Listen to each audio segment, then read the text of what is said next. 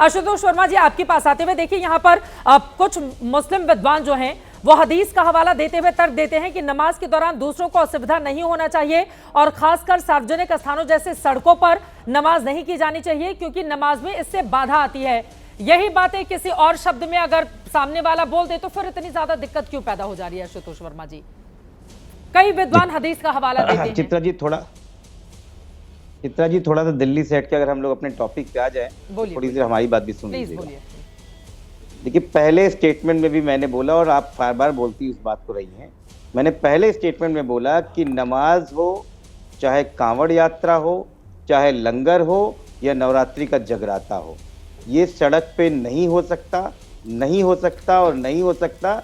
ये बहुत बहुत क्लियर है और भारत के संविधान में हर जगह लिखी हुई है, तो इसमें किसी को कोई दिक्कत नहीं है। आपने अबू धाबी का स्टेटमेंट दिया, अबू धाबी में बोला गया है कि नमाज नहीं होनी चाहिए, बिल्कुल वही बोला है, लेकिन अबू धाबी में साथ में ये भी लिखा हुआ है, फेडरल लॉ जो उनका है उसमें साफ साफ लिखा है, the committee shell form that shall be responsible for determining the practices of worship, religious, ritual, sex and belief with in the non Muslim in the state also.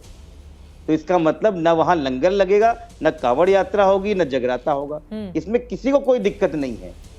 अब बात होती कि छत पे नहीं होना चाहिए, तो मैं बीजेपी की प्रवक्ता को नहीं जानता वो कितने बड़े बंगलों में रहती हैं, लेकिन हमारे वहाँ छतों पे होली भी खेली जाती है, हमारे वहाँ करवा चौथ हमारी हमारी पत्नी और हमारे जो बाकी औरतें हैं वो भी करती हैं, और हमारे वहाँ जब सुंदरकांड होता है तब भी होता है, भगवान जाने क्या नहीं होता है तो कैसे नहीं होता। लेकिन बात जो पॉलिटिकल है, जो पूरी मैसेज है कि आज जयंत चौधरी ने क्या लिखा है, पुलिसिंग टुवर्ड्स द ऑरवेलियन 1984, ये है मेन चीज। ये किस चीज को बता रहा है, ऑरवेलियन कौन थे, इसके बारे में मुझे लगता है कि आपको और एबीपी को सबको बताना चाहिए।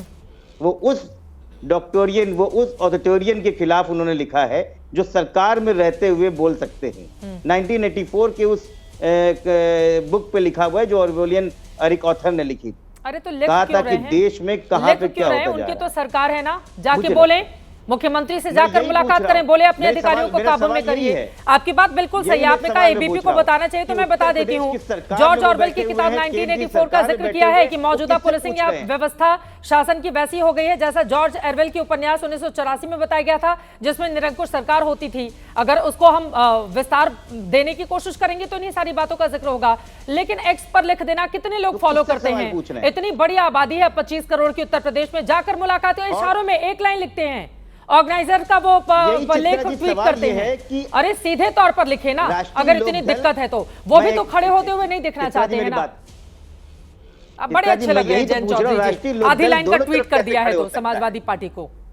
मुझे लगता है वही भारतीय राष्ट्रीय लोकदल दोनों तरफ कैसे खड़ी हो सकती है, एक तो ट्वीट कर रही है, ऊपर से सरकार में बैठ के मलाइयां भी खा रही है। अरे इतनी हिम्मत हो तो अपनी सरकार से बोलिए ना जाके, ये क्या आपने नौटंकी लगा रखी है। अरे आप लोग भी इतने खुश मत होइए, आधी लाइन का ट्वीट किया है उन्होंने, उनको पूरा लिखना चाहिए था, तब समाजवादी पार्टी खुश होती, समझ में आता।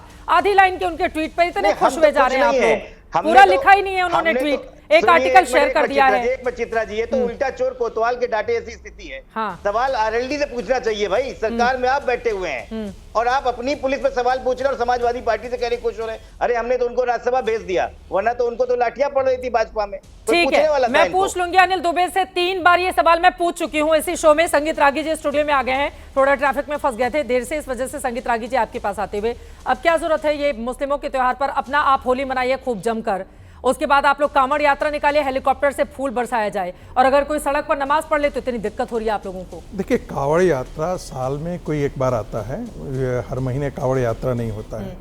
लेकिन हमने देखा है क्या कि पूरे देश भर में, चाहे वो कभी स्टेशन पर आप चले जाइए, सड़कों पर चले जाइए, भीड़ भरे सड़क है, वहाँ पर भी नमाज पढ़ने के लिए एक साथ बैठ कर के आप खड़े हो जाते हैं, तो लोगों को दिक्कतें तो होती हैं। और उससे ज़्यादा समय दिक्कत सबसे ज़्यादा उससे इस बात से भी होती है कि जो नमाज के अंदर जो कहा जाता है कि अल्लाह के सिवा और कोई दूसरा पूजा के लायक नहीं है, ये सिर्फ और सिर्फ दूसरे धर्मों के प्रति कट्टरता का भाव पैदा करता है।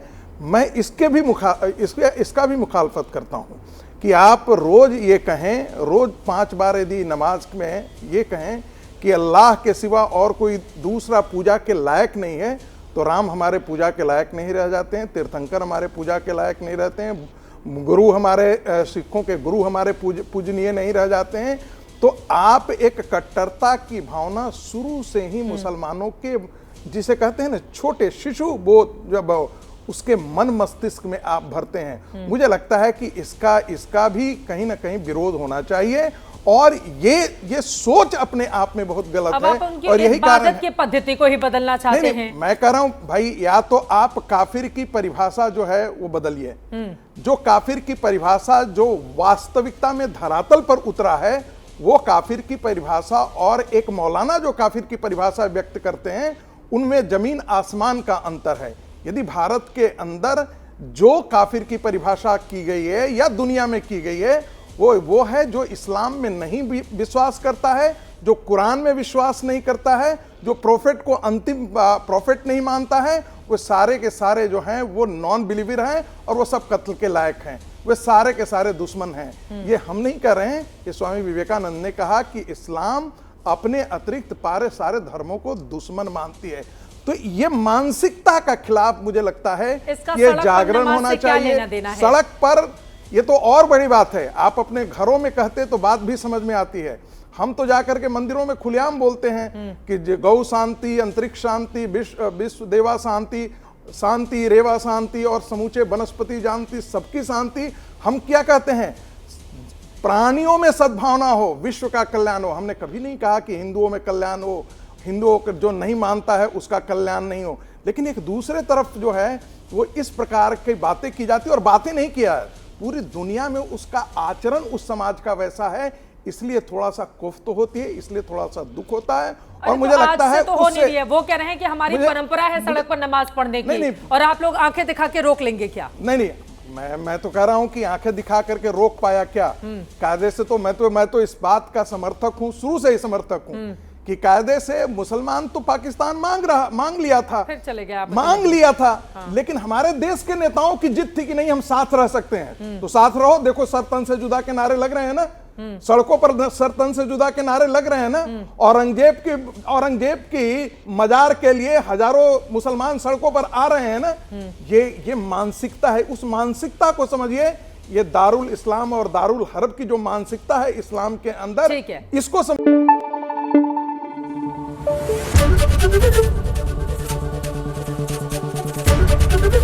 एबीपी न्यूज आपको रखे आगे।